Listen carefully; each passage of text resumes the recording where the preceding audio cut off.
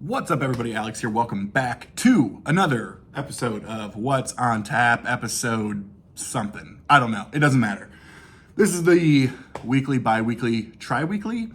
Whenever I get the chance on Friday to bust open a beer and talk about a whole bunch of records, whether they're things that I've picked up, things I've listened to recently, concerts, kind of just like a weekly wrap-up thing. So, as we said off the top here, it's What's on Tap. So we start with a beer. People, it is October, fall has hit. Still waiting for the temps to come down a little bit, but it's getting cool at night and in the morning. It is bonfire time. Of course, Central Ohio at this point is under a fire, like a fire ban? Fire ban? No, fire ban? Burn ban, that's it. Regardless, so here's the thing. I like all types of beer. I mean, I drink some really fancy, expensive beers that are like $10 a bottle, and I drink PBR and everything in between. But it is October, and that can only mean one thing, and that is we are diving in to pumpkin beer. So, do I love pumpkin beer? I don't know if I love it, but it's beer. I like it. But I think for me, it more or less, it's like, do people like Hocus Pocus, the movie, or is it like a sense of nostalgia and childhood and what you're supposed to do, right? Do people like holiday music, or is it just, it feels good, right? It's similar with pumpkin beers. It just feels right for the season. This one specifically, though, I want to give a shout out to my boy, Mike, MGK Boston, who just posted his Friday Cheers, aka the inspiration for me doing this, maybe an hour ago or so. He has just moved to Buffalo, New York. So I wanted to do a Western New York beer. And that is the Elcottville Brewing Company, which is in Little Valley, which I don't know what the county or state route is or whatever it is south of you, Mike, but it is their Pumpkinville ale brewed with pumpkin, 6.5%. Your commercial description here, a collaboration with Pumpkinville Farms, one of Western New York's top fall destinations. Very cool. Not sure if you've ever been to Pumpkinville Farms. So yeah, I like pumpkin beers. They're fun. They're, it's entertaining, whatever. So yeah. Shall we go into our glass? Let's get it. A little bit of smoke here. See if we can get a little bit ahead on that. Not a ton. Typically, not always, but beers that have a lot of adjuncts. When we say adjuncts, we're talking about those additional flavors thrown in, right? So usually for pumpkin beers, it's pumpkin puree, cinnamon, nutmeg, allspice, etc. The more of those adjuncts that you put into a beer, typically it will yield less of a head, just based on all that's in there. But this poured about maybe a finger, 3/4 of a finger. I don't know. I guess you would call that hazy. Again, it's not as dark as it shows up on camera. But yeah, I mean, typically pumpkin beers can either look like this or maybe they're a little bit darker, kind of going more into like brown ale territory. But this kind of looks like, I don't know, this kind of looks like peach tea almost. So yeah, we'll see. Subtle sweetness pumpkin, but definitely more of that pumpkin pie territory.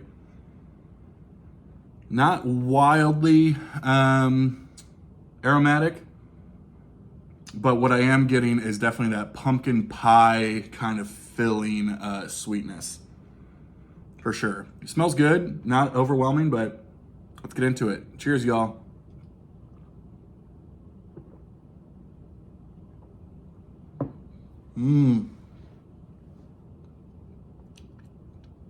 Okay. Big time more flavor on the palate. Ooh, good balance in the back. That's tasty. I mean, there are some really, really great pumpkin beers out there. There's some ones that are just, almost jokes. But to me, this leans into pumpkin pie big time. If you're a fan of pumpkin beers and a little bit sweeter, this is for you. But it's not cloying, I will say that. I mean, it's 6.5%. You do have a little bit more body. It doesn't have sort of the body of like a Bud Light or something like that. So you do get that slight syrupy,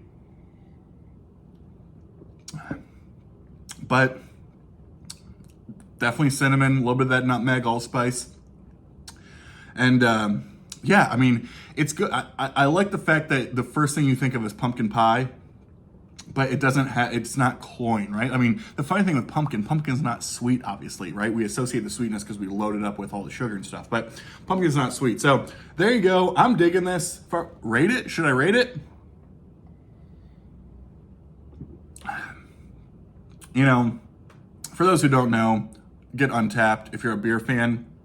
Untapped is like the Discogs of craft beer, or any beer. You log all your shit. So it's free app, get it, and you can check all the stuff up. But that's out of 5 caps, they'll do it.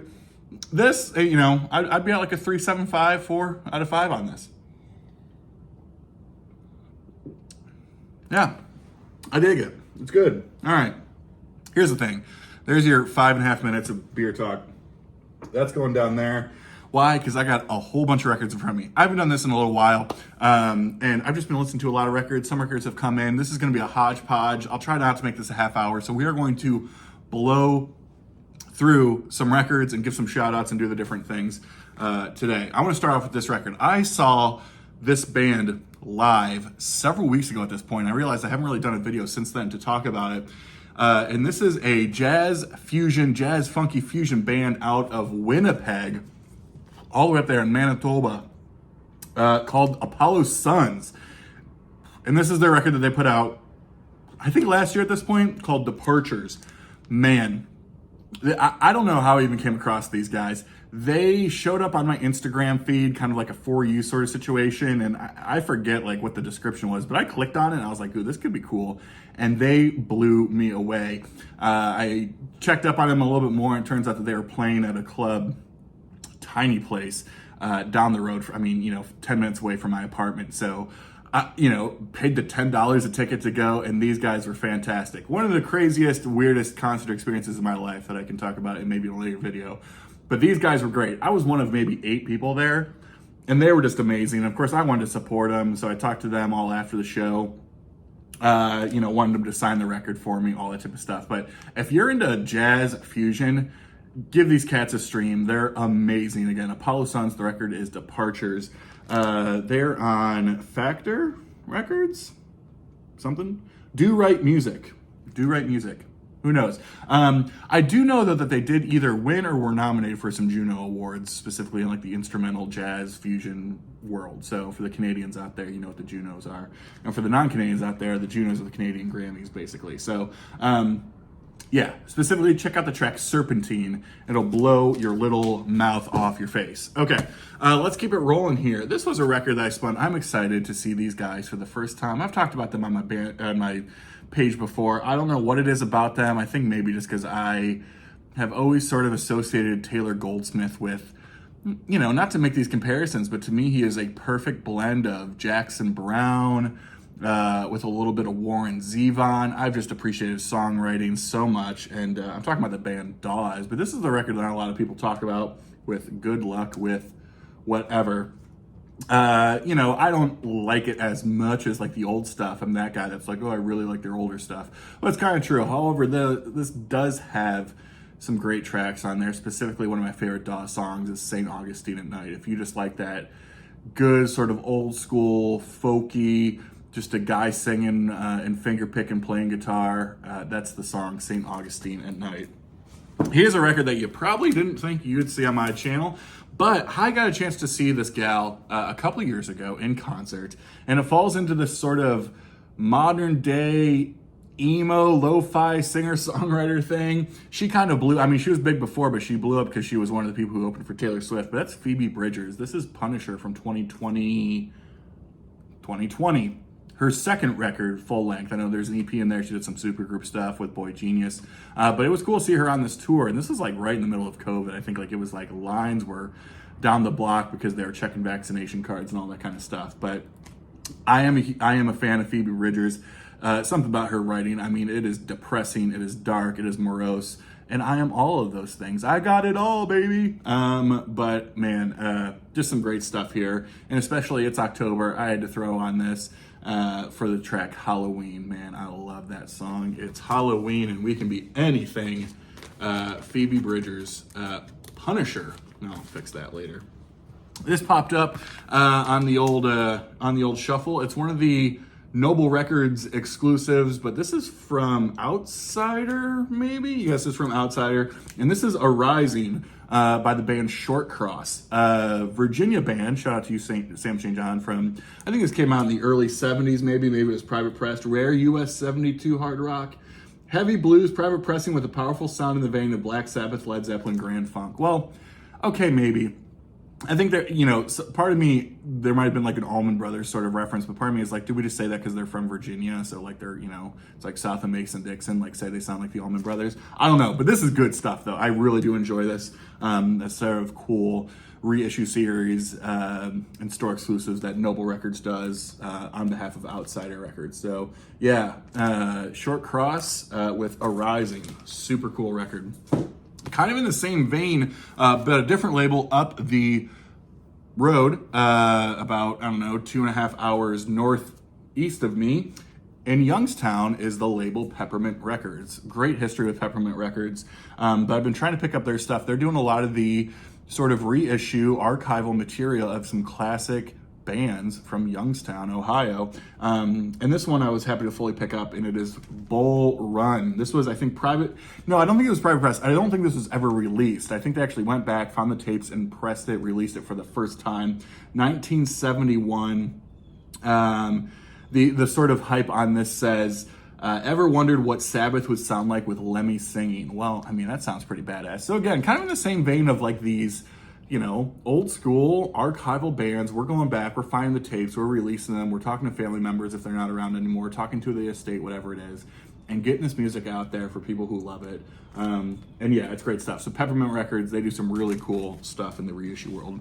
Here was a $1 Holler find, and I love this a lot more than I thought I would. This is now, I think, my third record from this guy, and I gotta find the rest. I mean, his records are really cheap, they're inexpensive, they're accessible, they're everywhere.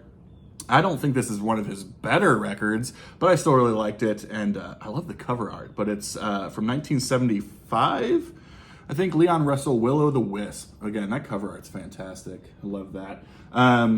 Leon Russell has played with everybody, sort of just, became a who's who of, had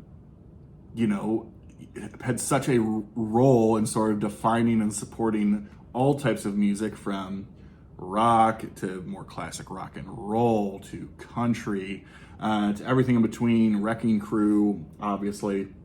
And again, I have a couple of his records, but I could totally see him being a guy that I get much more into. What was the track on here that I loved? I think it was the first one.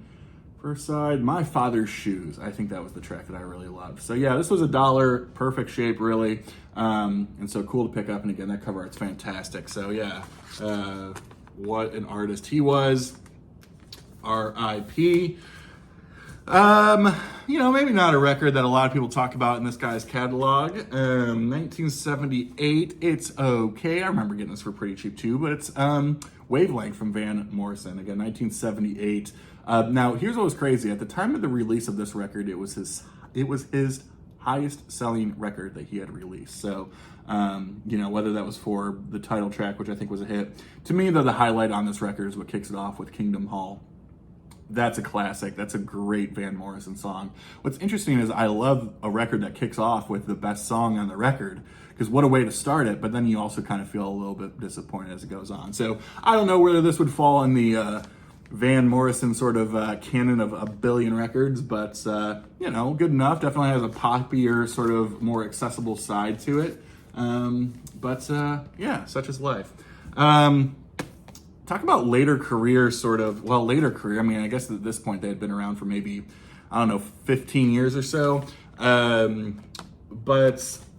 just show it. Okay, Jethro Tull, one of my favorite bands of all time, Broadsword and the Beast, 1982. So an odd era for the band. I think there was just such a change that went on after their Stormwatch record in 79. You had A that came out right before this in 1980, but the whole story with that is that was sort of supposed to be an Ian Anderson solo record that they then wanted to sort of tab as a Jethro Tull record.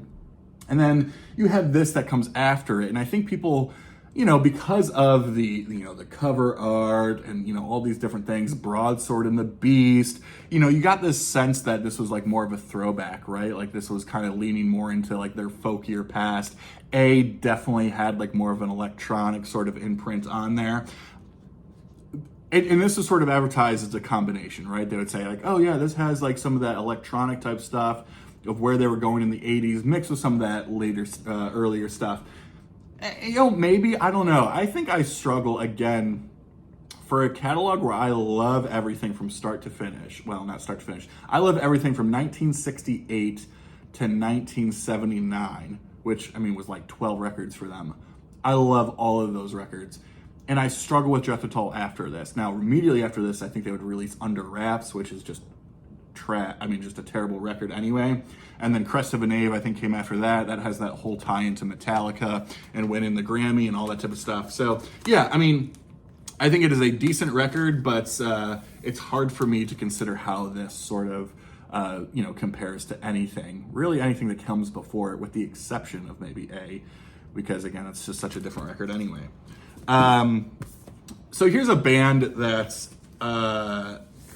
I don't hear a ton of people talking about, but when they do talk about it, they really talk about these two records that became like these proto amazing, rock operas, the first rock operas ever. And I would love those. I think SF Sorrow is the name of it, and I think Parachutes might have come out after that, but I'm talking about Pretty Things. And this is, I guess, their fifth or sixth record that came out. 72, maybe this might be 72 or 73. Freeway Madness. This is a cool record. This is a cool band that went through some changes. They started as sort of like this early beat group, really. Again, they go into that more kind of conceptual rock opera type stuff. At this point, they're a little just more straight ahead rock and roll, a little bit of progressive hard rock influences, and then after this they'd almost go more like a glam route in terms of their sound. But don't see a lot of people showing this record. This is on Warner Brothers. It is what the freaks would call a greenie, that early olive green Warner Brothers label. Cool record, cool band. I would love, for those who are always out there searching for things to send me, a copy of FSRO or SF Sorrow and Parachute. That would be amazing. This came up in the shuffle and timely at that. Again, I just saw these guys a couple weeks ago. Well, I didn't see these guys. I saw Jeff Flynn a couple of weeks ago. And so it was cool that their very first record showed up on my shuffle. So this is the Electric Light Orchestra, or in the US, this is known as No Answer. The quick story on that, which is funny because No Answer is nowhere in my, I don't think, anywhere to actually be found on the label.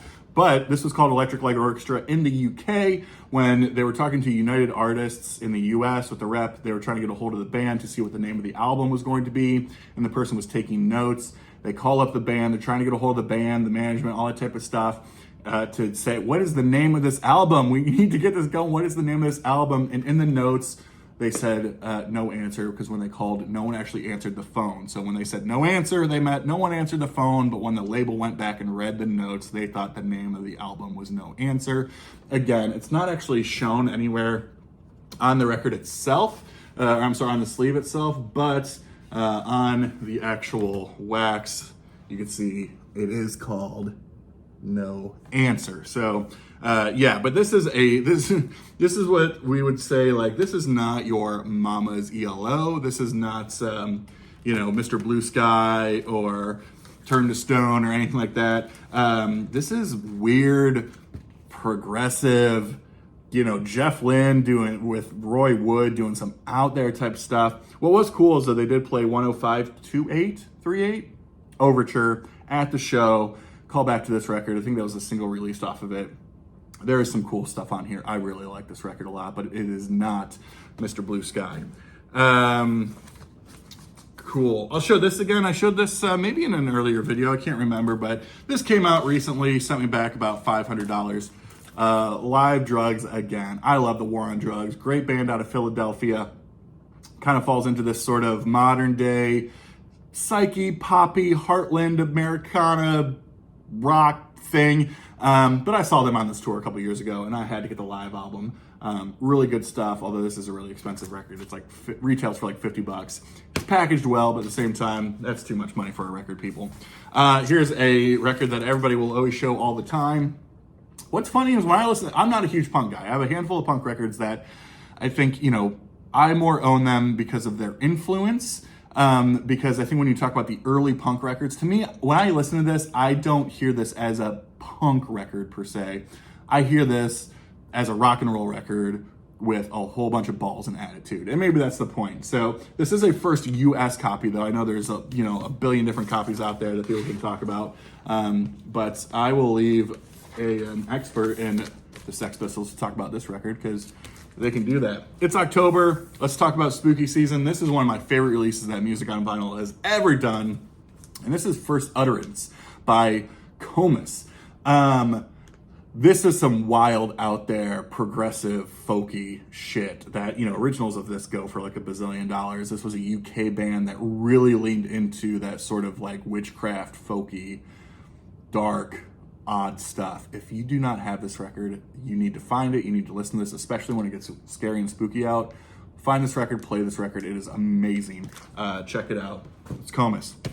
Here's a little bit of VCLT from Anthony Gambler, 812. He's on a bit of a hiatus because he's fixing some stuff over at his house. But it's VCLT via Anthony, via Gary, Physical Format Rock and Roll. And that is Jimi Hendrix Experience live in Maui. I saw basically Anthony showed this, that Gary sent it to him, and he's like, Gary, I already have this record, man, but I'll forward it along, I'll pay it forward. And I was like, Anthony, send me that record. So yeah, this is the Walmart variant. I think cool blue wax on here, and I will say this, I think the Hendrix estate does an incredible job with all these reissues. A lot of them are kind of like official bootleg type stuff, but the sound quality is pretty damn good. The attitude's there, the packaging is great. I think they're all done at QRP. Amazing stuff. So yeah, live in Maui, Hendrix Experience. This, not gonna lie, not hyperbole, this is my record of the year. I love this. John Anderson, The Band Geeks, true. Worst album cover maybe of all time.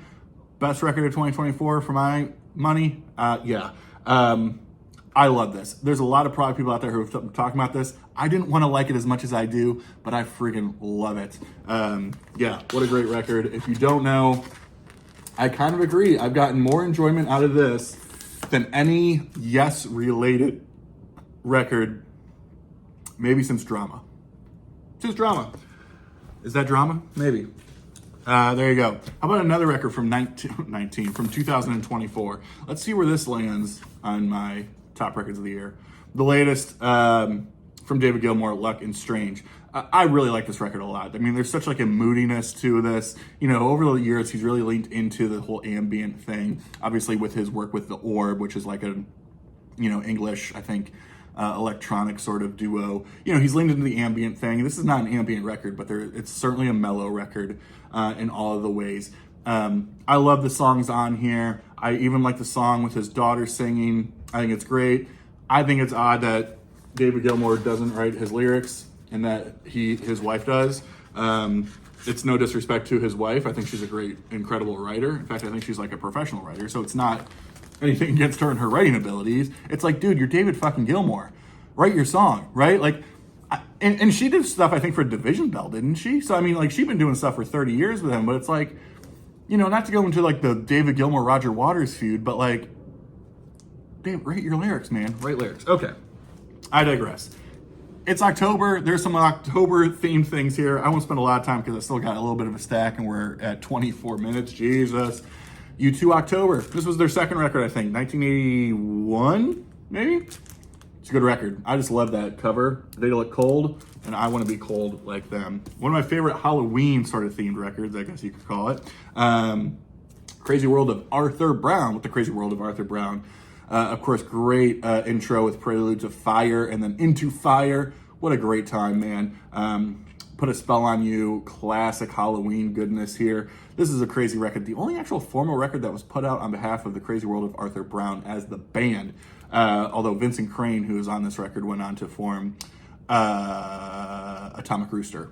So that's what it is. I just saw Michael P. Dawson talk about how he just picked up the Galactic Zoo dossier. Now, I know Glenn Kellaway from the Basement's a huge fan of Galactic Zoo dossier. And so that's Arthur Brown's Kingdom Come, which was the kind of band right after this. So I would love to pick that up. That's an expensive ass record, though. I don't think it was ever released in the United States except on a reissue the last couple of years. So yeah, I love this record. And as I always show when I show this record, big shout out to Bob Johnson.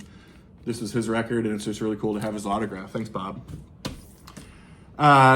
This is like a feel-good record for me. If I'm ever in a place where I'm just like not feeling up to it, I play this record all the time. The band's Flying Colors, progressive rock supergroup. I've talked about this band enough, but Steve Morris, Neil Morris, Mike Portnoy, Dave LaRue, and Casey McPherson. That's all of them. This was their second record called Second Nature. To me, one of my favorite songs of all time, maybe it's a top fiver for me, is a song called Peaceful Harbor. If you're just in a place where you're feeling less than your best, check out Peaceful Harbor. Beautiful song, beautiful band. This is probably their best record here that I'm about to show, and I'm excited to see these guys next month. It is Slow Dive with Suvlaki, whatever. Someone will make fun of me for it. Yeah, this is just good old-fashioned dreamy shoegaze, right? This sort of has played as much of a role as something like Loveless by My Bloody Valentine has. So yeah, what a great record this is. Came out, what, 93? And then this is the Music on Vinyl reissue from 2011, actually. This looks like it was numbered. I don't know what the number was, but this is number 2865. If you are interested in shoegaze with more melodic and less noise, I guess, this is the perfect place to start. 1993, Slow Dive. Could be my favorite Black Sabbath record, Sabotage. I go back to this record all the time, although I will say, every time I listen to it, Am I Going Insane? I just think ruins it. I'm sorry, people. I had to say it. This was a cool record. This was another dollar fine that I feel pretty good about. The Rossington Collins Band. So yeah, it's kind of like the remnants of what was left after the plane crash from Lynyrd Skynyrd. But Gary Rossington, who we just lost I think a couple years ago, and then Alan Collins, who we lost many years ago, joined up to form the Rossington Collins Band with Gary Rossington's future wife. I can't think of her name right now, but they would end up getting married. And then the rest of the band is sort of filled out by other Lynyrd Skynyrd people. I think, I almost said Cozy Powell. No, Powell. What's his name? Keyboard player, piano player, Powell. Shit, it doesn't matter. Leon Wilkinson's on here playing slapping the bass. This is cool stuff. I mean, this came out in 1980, so the whole Skynyrd thing was kind of gone, but it still sounds modern, but still sounds like you can tell who's playing the songs. I enjoyed this quite a bit. Good record. Could be my favorite Zappa record. I mean, this whole stretch of records he did here in the mid-70s is just fantastic, but a lot of people talk about this. One size fits all. I mean, Inca Roads is just a classic in so many ways. What a great record. Or I'm sorry, what a great song that is. And this is just such a great record. This is the place that they will say, if you're trying to get into Zappa, this is a cool place to start. Pretty accessible, but still creative, still a little bit out there, all that type of stuff. One size fits all. 75 from Zappa and the Mothers. I love this guy. He is, he started on Coal Mine, started on Karma Chief. He was the original Karma Chief person, I think. He was like Karma Chief 2002 or 3 maybe, and then went to ATO Records like so many artists do. But he's one of my favorites, Neil Francis. This was an EP he put out several years ago, maybe 2022. Sentimental Garbage. That feels right? Sentimental Garbage. We love that. This is cool stuff.